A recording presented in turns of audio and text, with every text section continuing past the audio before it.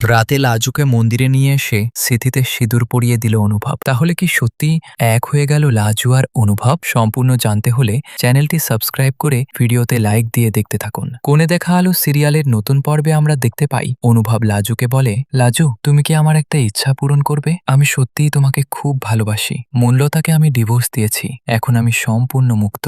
আমি তোমাকেই বিয়ে করতে চাই। লাজু তখন বলে, তা কি করে সম্ভব? আমার তো এখনো স্বামী আছে। অনুভব বলে, সুদেবকে ডিভোর্স দিয়ে দিও, তারপর আমরা নতুন জীবন শুরু করব। চলো তোমাকে একটা জায়গায় নিয়ে যাব। এরপর অনুভব লাজুকে নিয়ে একটি মন্দিরে যায়। মন্দিরে পৌঁছে লাজু অবাক হয়ে জিজ্ঞেস করে, আমাকে এখানে কেন নিয়ে এলে? অনুভব হেসে বলে, তোমার জন্য একটা বড় সারপ্রাইজ অপেক্ষা করছে। এরপর আচমকাই অনুভব লাজুর সিঁথিতে সিঁদুর পরিয়ে দিয়ে বলে, আজ থেকে তুমি আমার স্ত্রী। এতদিন শুধু নামেই ছিলে, আজ থেকে তুমি সত্যিকারের আমার স্ত্রী। তাহলে কি সত্যিই লাজু আর অনুভবের বিয়ে হয়ে গেল, নাকি এই ঘটনার পর নতুন কোনো চমক অপেক্ষা করছে? আপনার মতামত কমেন্টে জানান। আর এমন সব নতুন আপডেট সবার আগে পেতে এখনই আমাদের ইউটিউব চ্যানেলটি সাবস্ক্রাইব করে নিন। ধন্যবাদ সবাইকে।